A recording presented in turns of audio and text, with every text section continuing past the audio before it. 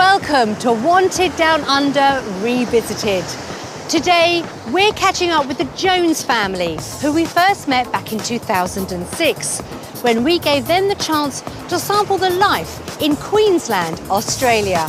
Sarah, Don and their boys Josh, Mitchell and Harvey believed there was a better life for them in Australia. Dad Don was a carpet fitter. He was fed up with his long commute to work in London.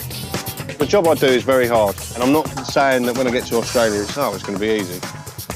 Full-time mum Sarah wanted more for her children. I don't think by the time they're older, I don't think there's going to be much room to breathe in this country. They were put to the ultimate test on a trial week in Oz in 2006, where they experienced what life down under had to offer. You get one life, you get one chance at this.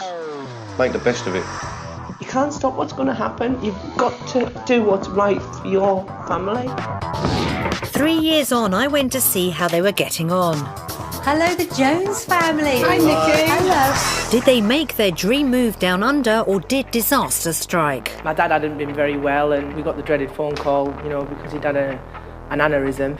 And when they actually cut him open and seen, he'd only actually got 10 minutes to live because it was that far gone. The whole family had been on a nail-biting journey, but did they choose to live in Australia or stay in the UK?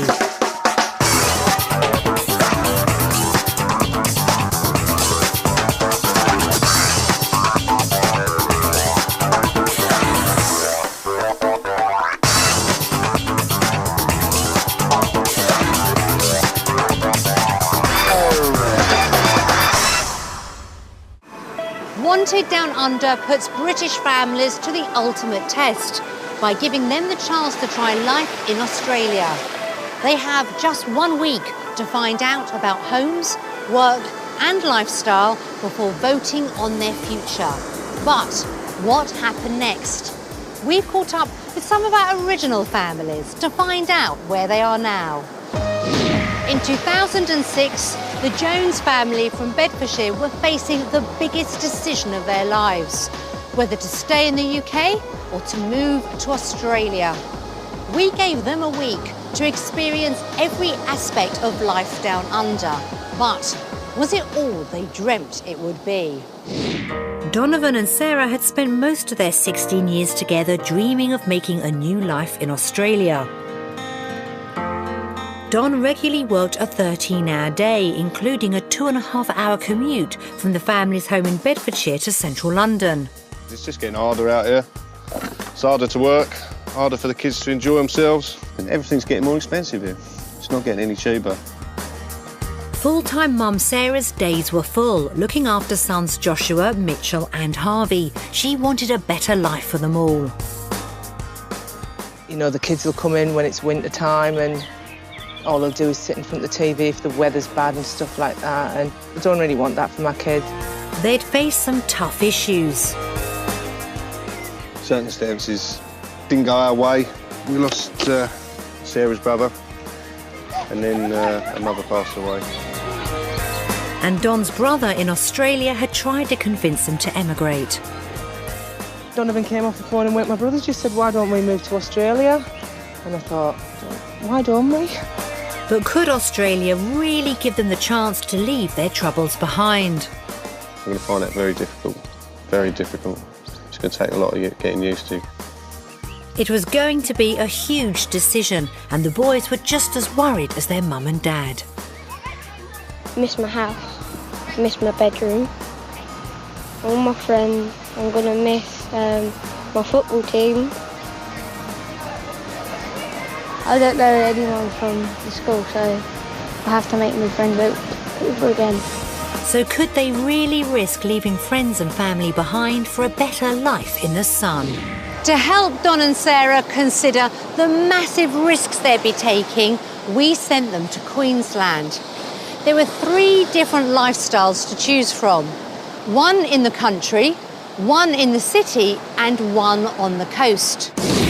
Option 1 was Brisbane, known as the River City, where life is played out along the banks of the River Brisbane. The city also boasts its own man-made beach, perfect for children to cool down from the scorching sun. 3 years ago, you could pick up a 4-bedroom suburban home for just £250,000, bang on the Jones family's budget. It was the craze to give older homes like this a slick contemporary finish, right through to the master bedroom. And a typical Aussie deck was a must to enjoy indoor-outdoor living to the max. There was plenty of carpet fitting work in the metropolis, and Dom would have earned a salary of around £40,000. That's £5,000 more than he was earning in the UK. Option 2 was the country.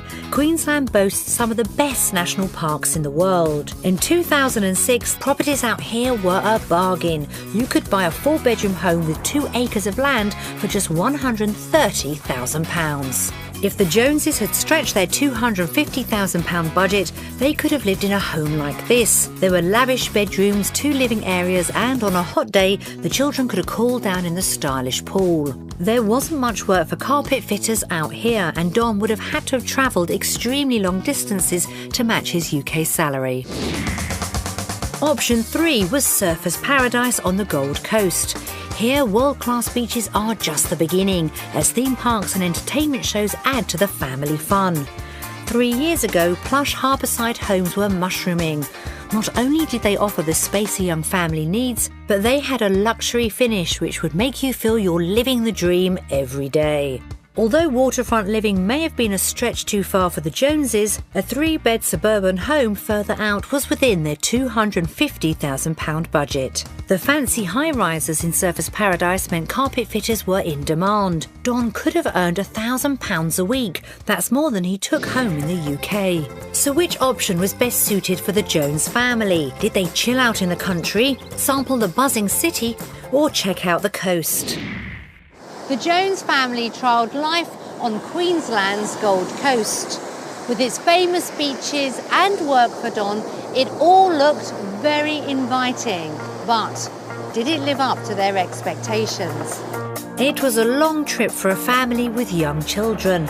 The Joneses' journey covered the 10,270 miles between London and Brisbane and took 22 hours. When they finally touched down, the whole family was exhausted. A bit tiring, but... Yeah, we're bleary-eyed, bushy-tailed now. But they were excited about the life-changing week that lay ahead. This must be it. Yeah. But we've already got mail.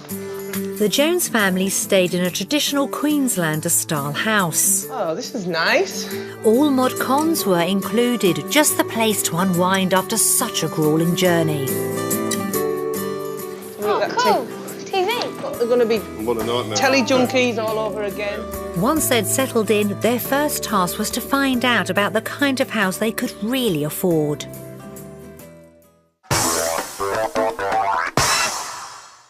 Australia is a young country, and its innovation can be shown in the design of contemporary housing.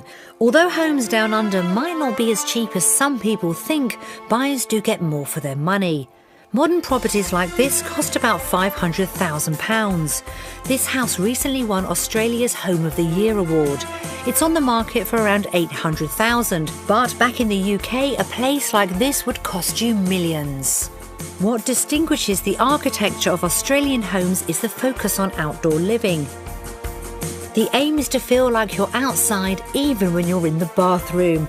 And as there are over 2 million people of Asian descent living in Australia, it's unsurprising that many homes have taken on the Oriental style.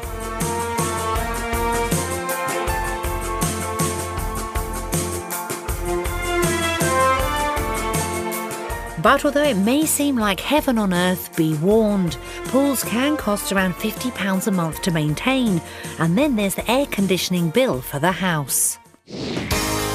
If they had decided to move, the Joneses would have had to sell their 3-bedroom house in Bedfordshire, worth around £250,000 in 2006. Finding the right house quickly was crucial. They looked at 3 properties in and around Brisbane, which best matched up to their Aussie dreams. The first up was a 4-bedroom home on the market for about £190,000 in 2006, so within budget. Located in the suburb of Woolloongabba, it was built in the traditional slatted wooden style. Ring that bell. Hello, Sarah. Take it, you're for you already. Sorry. Come on in. The current owner was keen to get a quick sale. Why are you going to move then? We need a pool. Oh, right. Oh, is this obviously not got a pool? We then? can't have a pool, and it's too hard to get the access, but once we go have a look in the backyard, you'll see. But we want a pool, don't we, boys? We want to go swimming, So have you don't found, we? have you found anywhere yet then? And have you have. got the pool? Yes. Oh, fantastic. I'll have a pool. So whose room is this? I'd like a bedroom like this. Oh, it's so cool in here. nice. Yes, yeah, look, it is. And all the rooms have got ceiling fans as well. Yeah. So that makes a big difference. And I think the high ceilings encourage the air to circulate through. Is it also? aircon? Is it aircon? No, we don't have aircon. So look, we just have the natural breezes and the fan, so that just keeps us going. Us English, we're a bit wimpy. aren't we? Yeah. No pool and no air conditioning, but it did have the space they were looking for. 10 rooms in total and a separate bedroom for everyone. And whose room is this, Levi? Oh, this is a lovely room, isn't it? And even though this is the smallest room, Yeah, it's still quite roomy. Yeah. Get a double bed in it. Oh, easily. There was also a large garden and an impressive veranda to catch the Queensland sun. Oh, this is lovely, isn't it? Oh, get the sun here as well, Oh, don't it's lovely you? deck. Yes. Oh, look at the trampoline. There were also some useful amenities nearby. What are the schools like around here? Is it in Well- a good catchment area? Well, there's a little local school just behind that building over there, actually, Buranda, and it's great because you can just walk. It's just a walk across the way. Yeah. And did you notice the pub, Don? Walking distance to the pub, that's fine. You always sorted, need a local. yeah. So how did it compare to property further out of town? Hi, Chris. How are you doing? I'm Sarah. This is Jonathan. Hi, Chris, how you Donovan. doing? House number 2 had 4 bedrooms and was on the market for around £200,000 in 2006, so under budget. Fingers crossed the Jones family would like it. It offered open plan living on a grand scale and even had a home cinema. Through here, we've got the media room. Look at this. God, look at the size of that TV. But the best was outside, where you also got a pool and a lot of extra space. So is this all the land then that you can see belongs to this house? Whatever's moored Right. and beyond what's moored is part of this property. That is massive. That section. Land in Australia is much cheaper than in the UK, and out in the countryside, it wasn't uncommon to have a garden with 3 acres. It's like having the field at the side of our It's a football house. field. Yeah. Well, that's what they like to do. They like to play football. It's like having the park in your house. Wicked. A big garden in Oz meant plenty of wildlife, and Sarah was worried it wasn't all friendly. What kind of animals do they get out in them trees, Chris? Anything horrible like snakes? You would get the bird life you have. You get the lorikeets and the kookaburras and stuff, yeah. but you'll see the occasional koala because you've Oh, got a few really? gum trees out there. Oh, Yeah. lovely. Now, this is a good sized room. You could, Josh Get- could have get this a as his pool. own little room, couldn't there you he? get a pool table in there, easy. Games room, yeah. Yeah. Brilliant. Imagine having this as your garden. You can't imagine it, can Massive. you? You're just like gobsmacked about the size of it. Sounded exciting, but for Don and Sarah, a garden this scale would have meant a lot of extra work. So what about house number 3? Oh, well then, let's go. Come on Let's then, see. let's go and have a look at the last one. See what that's all about. You never know, mate. It might have a nice big swimming pool there.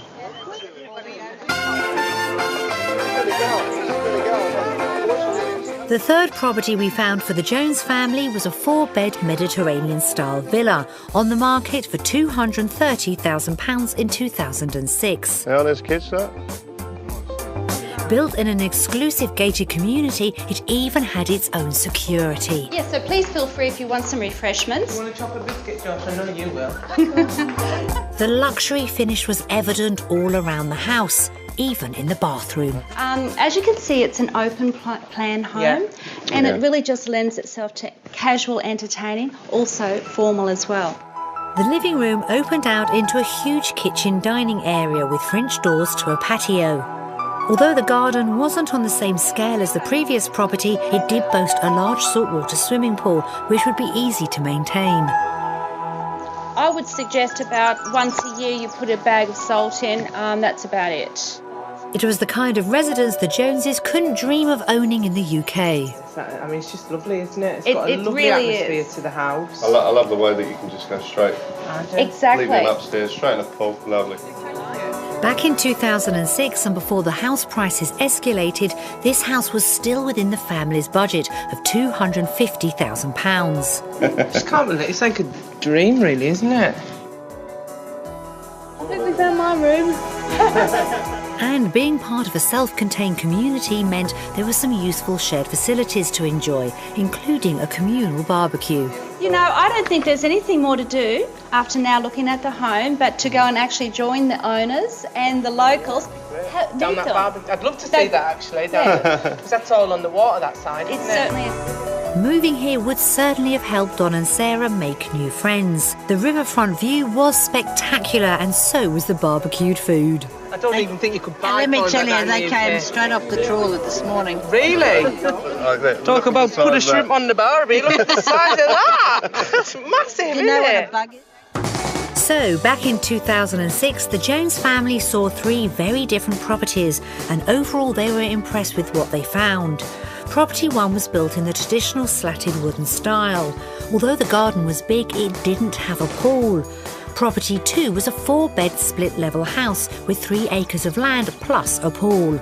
And last but not least, Property 3 was a Mediterranean-styled villa. Not only did it have a pool, but it also had shared barbecue facilities, which would have helped the outgoing Joneses make new friends.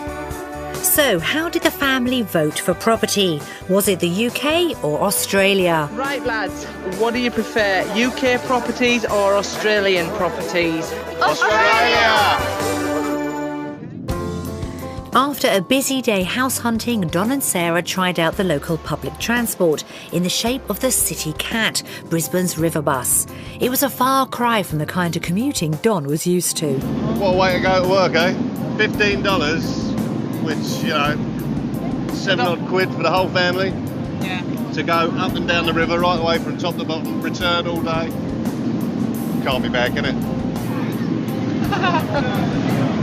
It's like travelling down the Thames on a sunny afternoon, isn't it? No.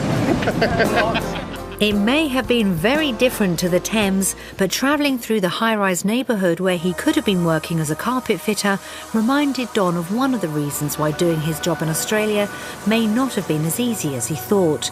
Because down-to-earth Don was hiding a fear that he'd grappled with for years. Heights. That's good. Scared of heights. Anyone watching this will be laughing their head off because they know what I'm like. Just don't look down when you're up there. They had to decide if they preferred getting around in the UK or Australia. What do we think then? Public transport in the UK or Australia? Australia. Right, how are we kids? Do you want some hot chocolate? Back at the rental house, Don was really excited about the potential move. You now can sort of like start looking at where you want to live and properties, etc. And, you know, schools for the kids, etc. But the rest of the family were in sombre mood, and eldest son Josh dropped a bombshell that no one had predicted. He wasn't convinced he'd be better off separated from his friends in the UK. The thing I miss about home is like my friends, my football team, my granddad, and my grandma, my other granddad. At the end of the day, we've all got to make new friends as well. You know, it's easy for kids because you go to school and you are with people you've got no choice but to make friends, you know. Whereas us, we have to work a little bit harder at making friends because they're not just there like they are at school. Sarah had to initially forget her dreams of emigrating as her mother and brother were taken ill. My brother died in 1997, and and then after that, well, my mum had, you know, she had bad arthritis, but she just sort of like declined. I knew my mum was going to die, and I just couldn't do it while she was here, still alive. I really just couldn't do it. I felt guilty about going off and like having a nice life while my mum was suffering. It's not fair. But then Then you also think that when people are going to die, they're going to die, and there's nothing you can do about it. You can either sit there and wait for the whole family to die and then feel like, right, we can move now. By that time, we'll be far too old. Or you can just say, right, you can't stop what's going to happen. You've got to do what's right for your family. You know, at the end of the day, you could get run over tomorrow by a bus, can you? You know, you've got to, you get one life, you get one chance at this. Make the best of it, because it's, you know, if you sit back and think what I should have done. I've heard so many people say, oh, if I'd done this when I was younger, if I'd done that. They've never done it, and they regret it. I'll never, ever forget what happened, you know, with my brother and stuff. You never, ever do, and it never gets any easier. Yeah, he's had a leukemia, and I don't know. Just never wish you're gonna, you know, you never think that you're gonna lose a brother or a sister, and it happens, and when it happens to you, it's like, this doesn't happen to you, it happens to somebody else. I really can't do it, sorry.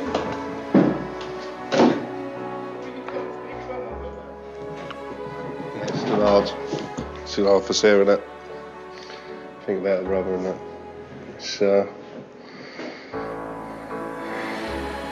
It's around this time as well, so you know, she finds it a little bit delicate. Thinking about her brother's death had brought Sarah back down to earth. So, to help her with her huge decision to come, Don had organised a surfing trip. Good old British weather today. But Sarah found it tough, coming face to face with her huge fear about moving to Oz, the sea. I'm just a bit concerned about this over here, look, this side. Not a safe swimming area. Could be the tide or it could be the sharks, I'm not quite sure. Surfing instructor Carl wasn't going to let a little thing like torrential rain put them off. Surfing in the rain, it's actually quite good. If it's sunny, sometimes it's a bit windy, so you get a bit of chop, a bit of bump. But when it rains, it smooths it right out and it's quite good. So thumbs up for surfing in the rain. Love it. Try and dry off your hands a little bit. Dry off your hands a little bit. Yeah, this is the way we put on sunscreen. Why are we putting sunscreen on when it's freezing? Well, sun doesn't stop the harmful UV rays. Like, so the clouds won't stop it. The sun's going to penetrate through the clouds no matter what. Sarah had suffered from a fear of going into the water since she was a child, and like Don's fear of heights, she'd have to conquer that to get the most out of a new life in Australia. But Carl convinced her that a little danger could be a good thing. Really great with the kids, and he's even better with me. And after a difficult start, the whole family put their worries aside and enjoyed a good day out.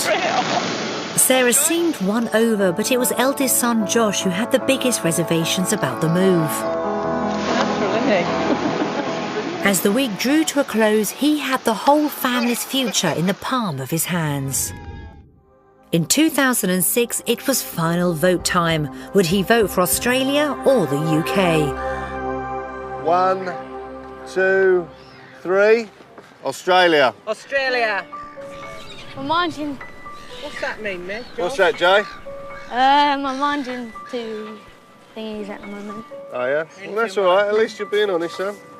The pressure of making such a huge decision was just too much for Josh to cope with. So, back in 2006, the whole family's future was left hanging in the balance. They hoped he'd change his mind. So, that was 2006. But what happened next?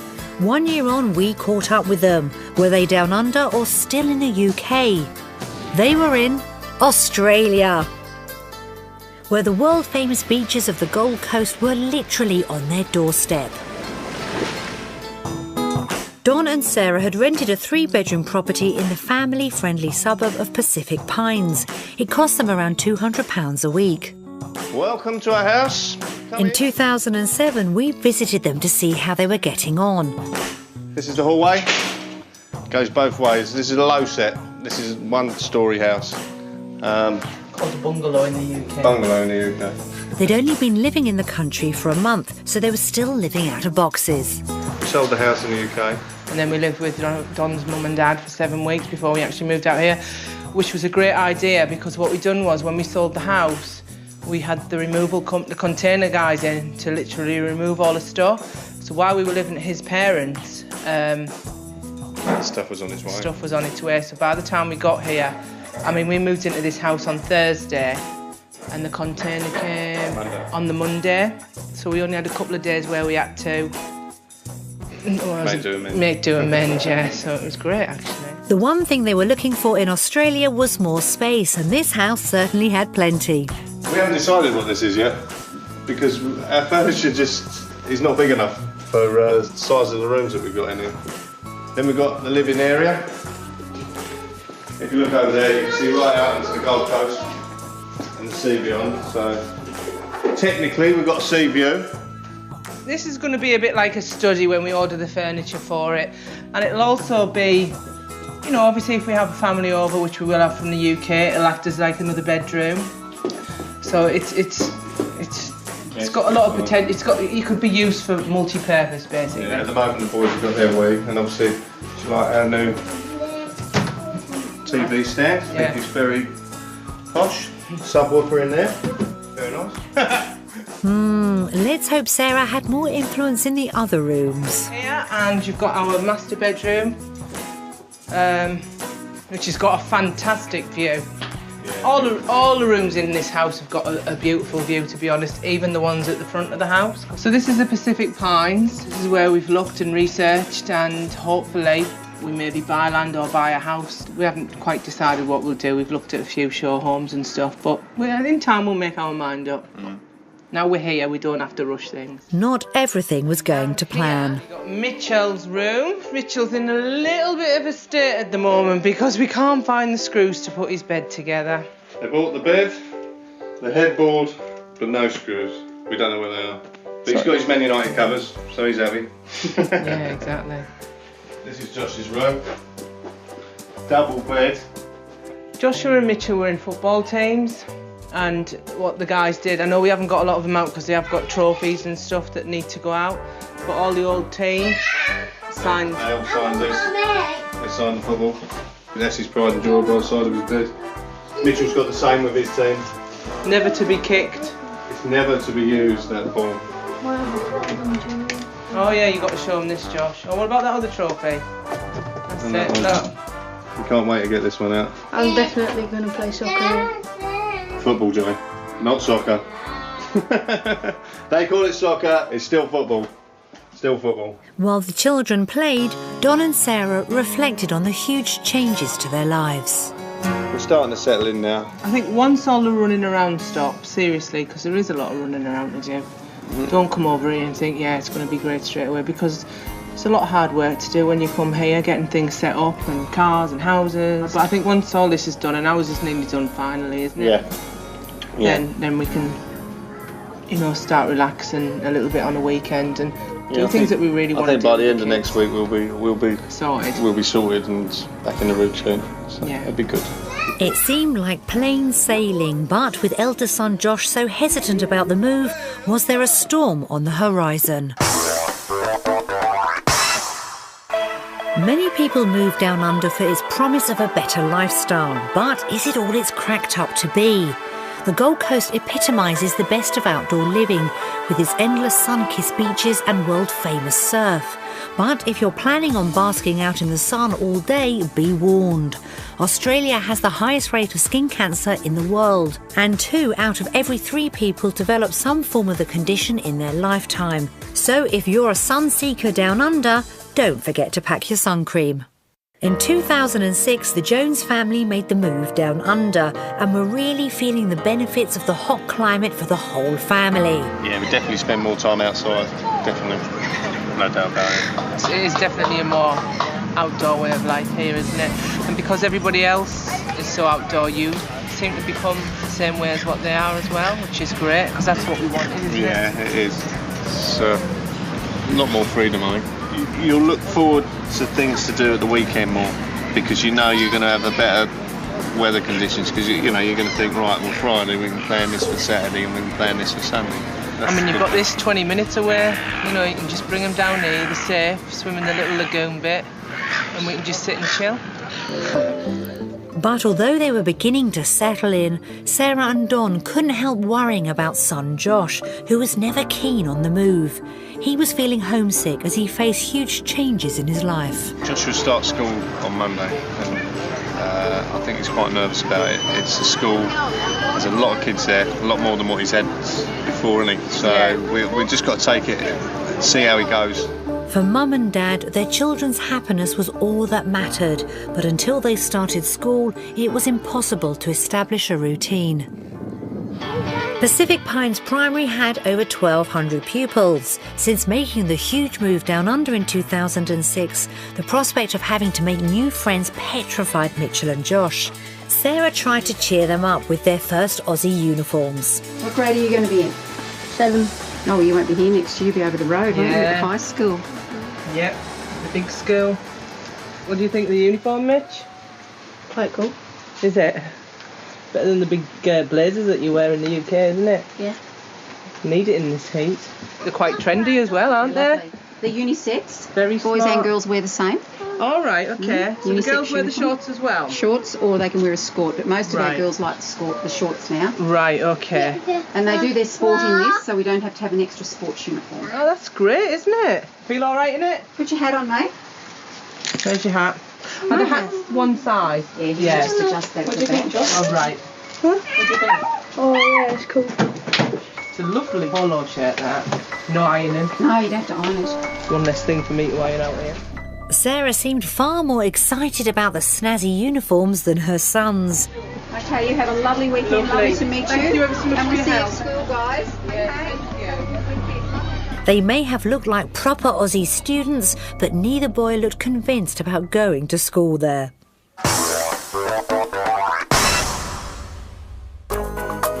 In 2006, the Joneses test drove what would become their new life in Australia. Talk about put a shrimp on the barbie. Look at the size of that. That's massive. In 2007, we paid them a visit down under.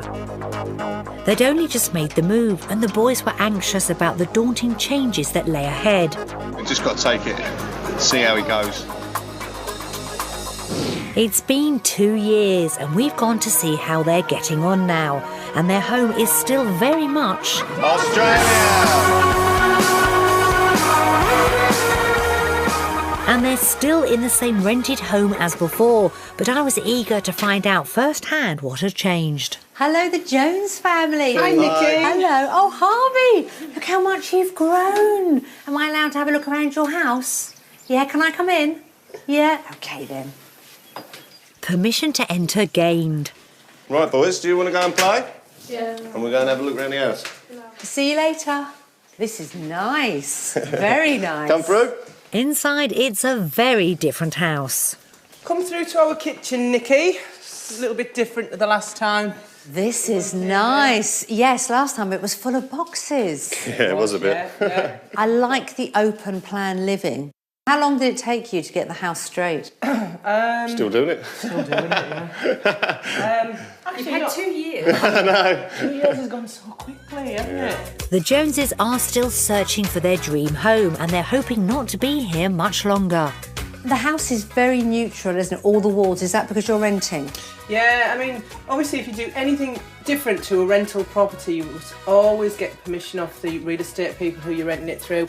And normally it's under conditions that you put it back to how it was when you first moved in the property. But they've tried to make it as homely as possible and have even given the children their own games room. So how old's Harvey now? He's 5 now.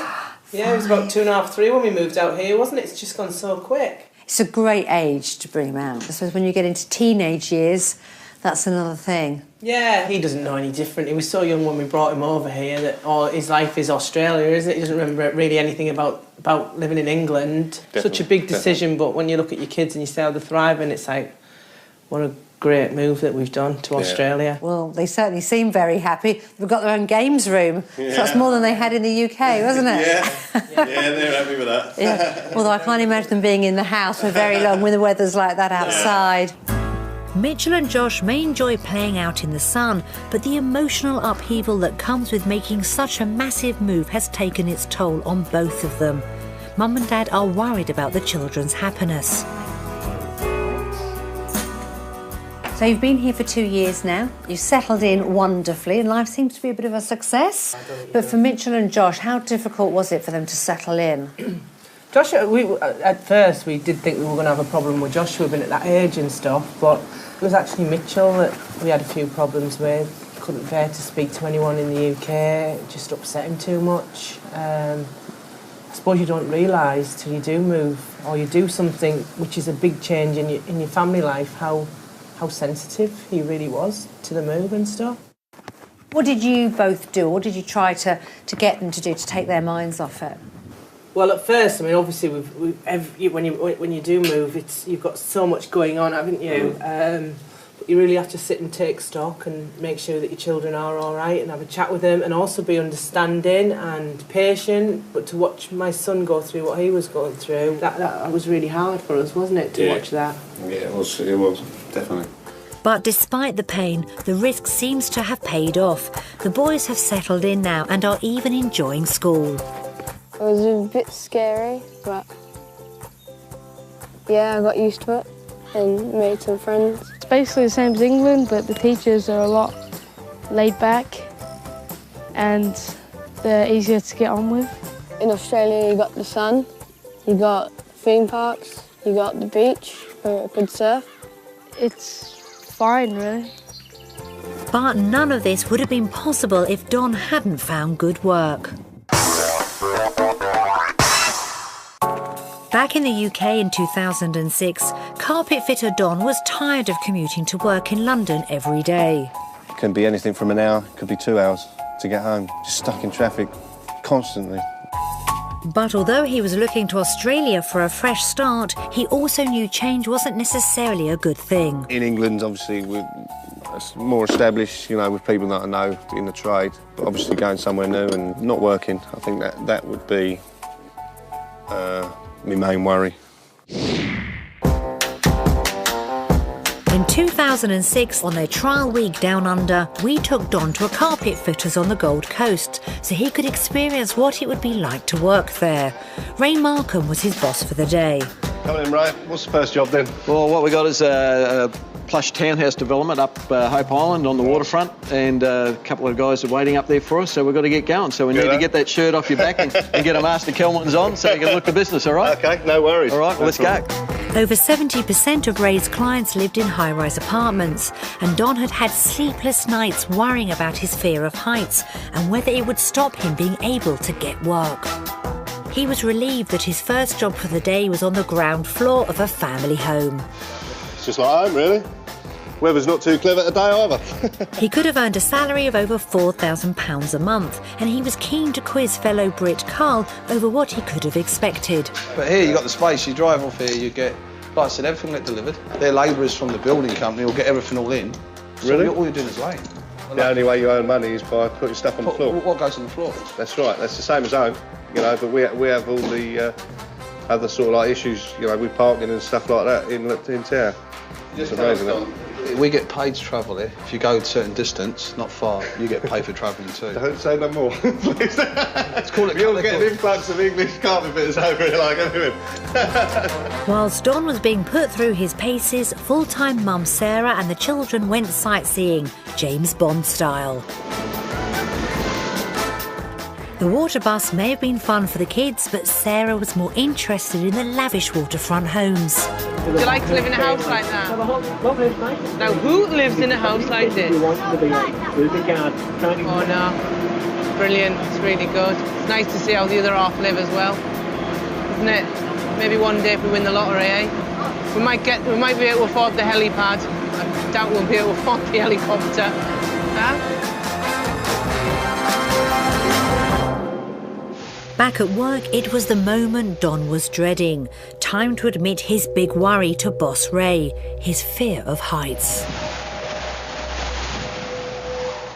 Okay, Don, come on. We've got a little job up on the 29th floor for you, mate. How do you reckon you'll go up there? If he couldn't conquer this, there was no way he'd have been able to hold down such a well-paid job.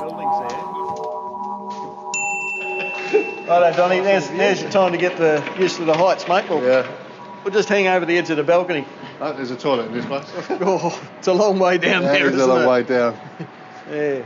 There's that for a view, though, eh? Yeah. How do you reckon you'd cope with your fear of heights and grabbing rolls of carpet coming in off cranes on these tall buildings? If it's part of the job, it's part of the job. I'll give it a go. I'm okay. Not too bad as it goes. I'm not too bad, but. I must admit, I don't like doing it, but anyway, it's not great, that's why I pay other people to do it. Thanks for your help this morning. That was no problem. A bit of a show around what we're up to here. Thanks for showing me around and having a look at what you're doing now. It's well impressed. Yeah, no worries. Hopefully you'll come and work for us in January, and we'll go from there. Love to. Start of a long-term relationship. Thanks, mate. You want to have one more look at that view and see what you're going to miss out? Yeah, I'm going to go out there and see what I'm missing out on. All right, off you go. It was decision time. How would he vote? Where's the best work? Well, travelling 2 hours into London every day, or half an hour to this beautiful place with really nice people, real nice guys. I mean, anyone's going to choose Australia. 3 years on, I got the chance to quiz Don on what it was really like giving up his established business in the UK to start all over again. Don, how did you find work when you first arrived? It was a bit of a shock the first year I was here. You know, suddenly going, like, no work. Luckily, I've got a good friend in Cairns who had a big job, and I managed to hook up with him for a month. The thing is, I mean, I had a lot of contacts at home, which were really good contacts, and I always had good consistency of work. Obviously, you're coming to a new country, and you have got to prove yourself. There's no doubt about it. I mean, you could be flavour of the month one week, and after that, you know, someone else can be. Consistency of work is one thing. They're very up on what a job is right and what's wrong. So it's proven yourself a lot over here, I think. Was that a bit of an eye-opener? Because obviously when you came out here, carpet fitters were in demand. Australia needed them. And not to get work straight away, was that a surprise? Yeah, it was a bit of a surprise. But obviously, I mean, we've got, you know, a world recession at the moment. So obviously the downturn in the market and everything, it slowed down. It is a struggle. It is a struggle getting into it. Don was desperate to get away from the 2.5-hour commute he faced into London every day. So how's he finding it now he lives in a country as colossal as Australia?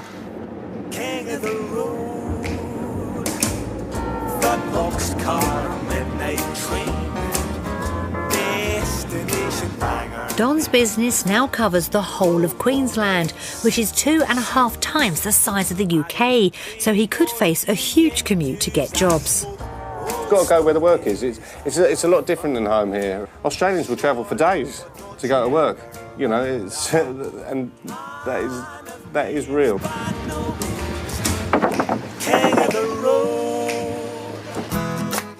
Don is self-employed and earns a salary of around £35,000. But although he loves being his own boss in a paradise setting, work is ultimately still work. I'd say you have to work as hard as you do in the UK, if not harder sometimes. It's not easy. It's hard graft, and you know, that's what you got to do. Don might not be having the time of his life at work, but that doesn't seem to have put Josh off following in his father's footsteps. Josh wants to do what I do, really. I prefer him to be a brain surgeon or something, but hopefully I've got the patience for him to do it, because anyone who works with their father and son, I don't think it's that easy, but that's what he wants to do, so we'll give it a go. Here we go, Ian. All done, mate. With Jones & Son carpet fitters, one for the future, Don had better continue getting a good name to pass on. But it's not only Don who has to face the Aussie roads. Mum Sarah is on her way to work too and has established a relocation business, passing on her knowledge to new immigrants to Oz. We did have a problem finding a rental property ourselves because they can be quite hard to secure, and where we actually wanted to live and you know, settle our family, there just wasn't any rentals available, which is another reason why I said, right, I'm going to set this company up to try and help people that are struggling to find rentals. Obviously, when you're doing such a huge move and you've never been to Australia, it can be quite daunting in the fact that you don't know where you're going to live. Sarah goes to visit the prospective houses to make sure they're up to scratch. Hi Sarah, how you going? Hi, Wendy, I'm good. Good to see you again. Local estate agent Wendy was keen to do business with her. Great, thank you. This is our formal lounge down here with the carpeted area. So open, isn't it? It's lovely. It's very open. Big shower. Nice, very nice. Yeah, so we just come round and view it and see whether it's the right property. I have to say I don't ever put a tenant into a property that I'm not happy with myself and I wouldn't live in myself. But setting up a business must have been a difficult process, especially when your clients are in a different country. It's been hard, it hasn't been easy. It's like any company, you know, you've got to work hard at it, you keep going at it and build it up that way. Now it's getting to the stage where it's word of mouth, so that's great for us. Hopefully we can help everybody that wants to live here. Wendy, thanks ever so much for showing us around. Welcome, Sarah, once again.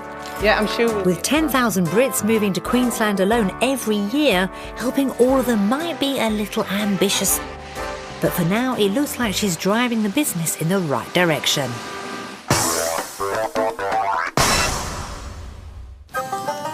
In recent years, parts of Australia have been stricken by large bushfires. The worst in history, 2009's Black Saturday fires in Victoria claimed almost 200 lives. Australian bushfires can be particularly severe as eucalyptus trees contain large amounts of oil, which can burn very fast and very hot. I wanted to find out how much of a worry fires were for the Jones family. Is that something you have to think about when you live so close to the bush? There has been recently, about 3 weeks ago I think it was, we had one just there, literally there. So that close? Yeah, we were on standby maybe to leave the house if anything happens. Wow. And as you can see, there's one just there at the moment. We've actually got one just there going on. That's way in the distance. It looks maybe a bit closer than what it is. That's still pretty close, isn't it? Yeah, too close. Too close, really. You've just got to keep your eyes open. At the end of the day, you are in Australia. It is prone to a few bushfires, and hope that doesn't get any worse. For anyone considering making the move, knowing the areas of higher risk and emergency procedures is essential.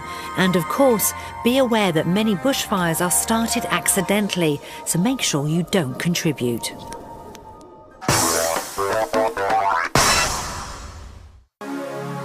In the UK, Sarah Jones had been dreaming of a move to Australia, where her children could play outside and they could all spend more time as a family. But she was forced to put her plans on hold when tragedy struck. Her brother died and her mother became ill. She was quite ill for quite a long time anyway, and I thought I can't do anything while my mum was ill. When her mother passed away, Sarah could start a new chapter in her life. She knew she'd miss her dad, but was confident he would be okay. When she died, my dad seemed to get a new lease of life. He's got a happy life, so I'm quite happy to leave him now. But there were other grandparents to think about too. They come here and we go over there and we have sleepovers, don't we? Mm-hmm. We'll miss them, obviously. On their trial week down under, seeing the fairy tale life they could have achieved in Australia wasn't enough to distract Sarah from her grief. My brother died in 1997, and then after that, well, my mum had, you know, she had bad arthritis, but she just sort of like declined. I knew my mum was going to die, and I just couldn't do it while she was here, still alive. I really just couldn't do it. I felt guilty about going off and like having a nice life while my mum was suffering. It's not fair. In 2006, husband Don was forced to hear some heartbreaking messages from his parents. I want you to go there, I want you to be happy. I want you to enjoy the life there.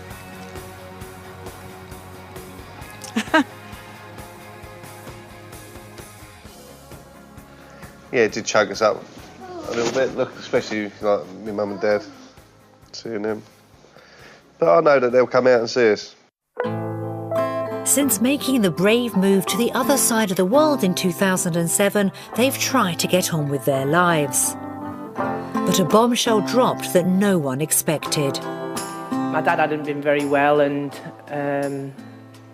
we got the dreaded phone call, you know, because he'd had an aneurysm, and we didn't know whether he was going to pull through or not. So to get a phone call like that out of the blue was really, really hard.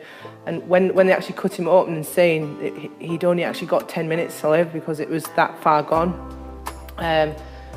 So at that time I didn't know what to do, because I think your mind goes into shock. You live so far away, you're helpless, and you know, all things go through your mind. Do I go home? Do I take the kids home? Under circumstances like that, what do you actually do? I thought Sarah should have gone back, but she thought no. She was, you know, she was strong enough to say no. I want to stay here. Thankfully, he pulled through and he came out to Australia in May this year. Had a great time, but yeah, you do feel like that you are so far away when something like that happens, especially when you're not expecting it. And Dawn's own father revealed some traumatic news. Father got diagnosed with Parkinson's disease early on in the year, and I think coping with it is he's doing really well. You speak to me on the phone, he seems to be fine, and I think my mum, you know, my mum's being really good about it. But there is some good news too. Don's parents can't bear to be without their grandchildren, and they too are moving down under. They're moving out on next Sunday, which is amazing. It's great news, it's absolutely brilliant. We're all thrilled, especially the kids. God. It's fantastic that Don's parents are to join them. But how did they feel when I brought them messages from loved ones who would be remaining in the UK? Go on. Cheers, thanks. Just get the tissue out. Cheers, mate. Hiya Sarah, hiya Boone, hiya kids. Miss you loads. So everything's going good for you? Hi Josh and Mitchell, are you alright? Hello Josh. How's your football going? Is that okay?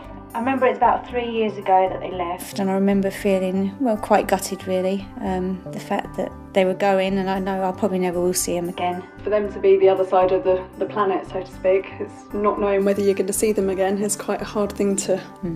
It is. I thought I'm going to miss them because I used to see a lot of them when they lived in London. But it's fine, you know, being over there, seeing the place, love the place, wish I lived there. Sarah and Don are just two fantastic mates that will never be replaced, really. There'll always be a place in our heart for them. We miss Sarah and Boone, especially with the summertime, and we had the barbecues and Christmas time as well. You do miss your close friends. I think she misses us. She does. But, you know, she knows she's better off over there. Or her children will be better off over there. When my dad went ill, we just had to keep her updated. You know, it was a major thing my dad had, and he could have died. So that would have been a big wrench on her. You know, it was... What could we tell her? You know, he's doing fine, you know, just to keep her at ease, and then we could be not telling her the truth and stuff. But no, we just told her the truth, and, you know, if anything really bad happened, I would imagine she'd have just come straight home. She felt it because she couldn't be here. You know, I mean, I lost a son, and she came and lived here with us because she loved him that much. And she was up here a lot. But she couldn't do that because she was far too far away to do that, you know. For Sarah and Don, I can't see them coming back. Now they've made that break and they've gone to Australia, they won't come back. Well, of course I'd wish they hadn't gone, but I think they've done the right thing. For them, they've done the right thing. There's not a day that goes by that we don't think of Sarah, Don and the boys. They're on our mind all the time. I hope everything's going great for you, and just bye, see you soon. See you soon. Unless you come over here and see me, which would be a good idea. Bye. Bye. Bye.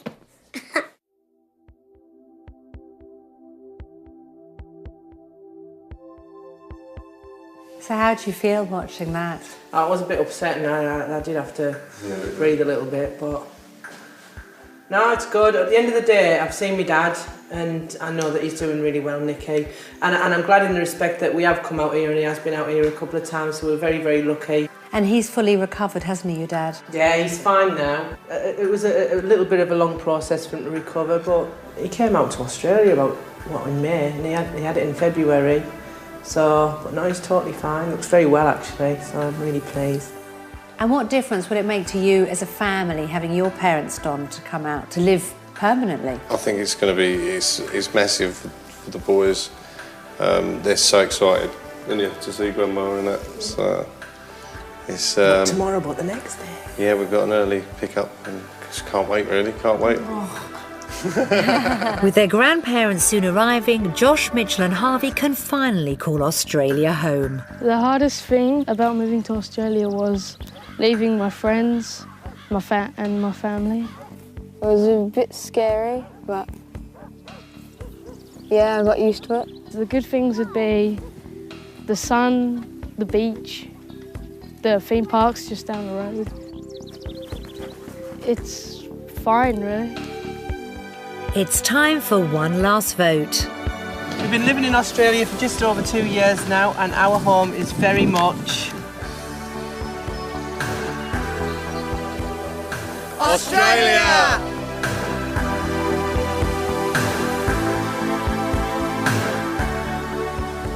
The Jones family have made the move to Australia, and despite how hard it's been, Don and Sarah feel it was the right thing to do. All three of the boys have settled in really well, and the family love their new life in Australia. Hello, mate. How are you? Good to see you. Look, at the end of the day, we're never going to forget that we're English, but we've been blessed enough to be able to come out to Australia, which is a beautiful place to live, and give our children a much better life to what they had in England.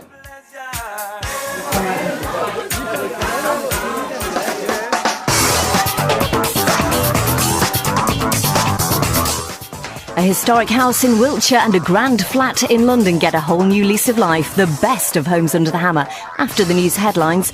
Then funding a move to Staffordshire, cash in the attic comes from Croydon in half an hour on BBC One. Welcome to Wanted Down Under Revisited.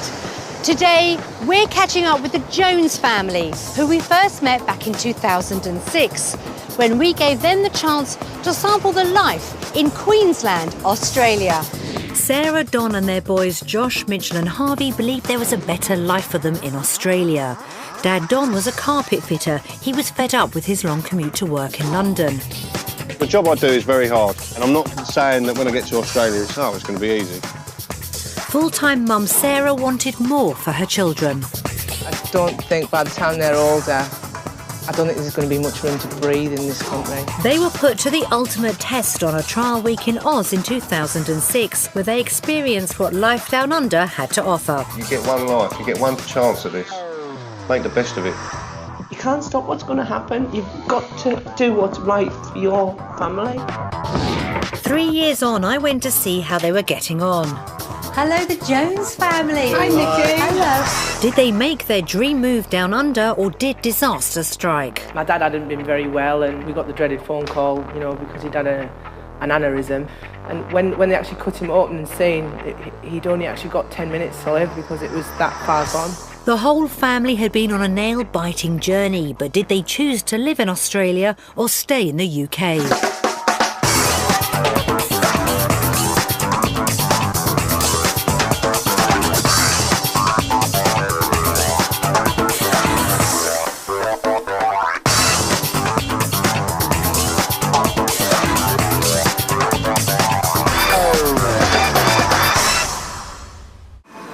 Wanted Down Under puts British families to the ultimate test by giving them the chance to try life in Australia.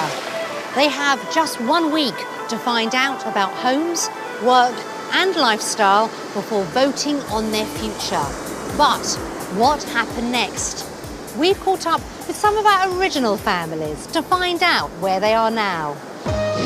In 2006, the Jones family from Bedfordshire were facing the biggest decision of their lives, whether to stay in the UK or to move to Australia. We gave them a week to experience every aspect of life down under. But was it all they dreamt it would be? Donovan and Sarah had spent most of their 16 years together dreaming of making a new life in Australia. Don regularly worked a 13-hour day, including a 2.5-hour commute from the family's home in Bedfordshire to central London. It's just getting harder out here. It's harder to work, harder for the kids to enjoy themselves, and everything's getting more expensive here. It's not getting any cheaper. Full-time mum Sarah's days were full, looking after sons Joshua, Mitchell and Harvey. She wanted a better life for them all. You know, the kids will come in when it's winter time and all they'll do is sit in front of the TV if the weather's bad and stuff like that, and I don't really want that for my kids. They'd faced some tough issues. Circumstances didn't go our way. We lost Sarah's brother, and then her mother passed away. And Don's brother in Australia had tried to convince them to emigrate. Donovan came off the phone and went, my brother just said, why don't we move to Australia? And I thought, why don't we? But could Australia really give them the chance to leave their troubles behind? I'm going to find that very difficult, very difficult. It's going to take a lot of getting used to. It was going to be a huge decision, and the boys were just as worried as their mum and dad. Miss my house, miss my bedroom, all my friends. I'm going to miss my football team. I don't know anyone from the school, so I have to make new friends over again. So could they really risk leaving friends and family behind for a better life in the sun? To help Don and Sarah consider the massive risks they'd be taking, we sent them to Queensland. There were 3 different lifestyles to choose from. One in the country, one in the city, and one on the coast. Option 1 was Brisbane, known as the River City, where life is played out along the banks of the River Brisbane. The city also boasts its own man-made beach, perfect for children to cool down from the scorching sun. 3 years ago, you could pick up a 4-bedroom suburban home for just £250,000, bang on the Jones family's budget. It was the craze to give older homes like this a slick contemporary finish, right through to the master bedroom. And a typical Aussie deck was a must to enjoy indoor-outdoor living to the max. There was plenty of carpet fitting work in the metropolis, and Don would have earned a salary of around £40,000. That's £5,000 more than he was earning in the UK. Option 2 was the country. Queensland boasts some of the best national parks in the world. In 2006, properties out here were a bargain. You could buy a 4-bedroom home with 2 acres of land for just $130,000.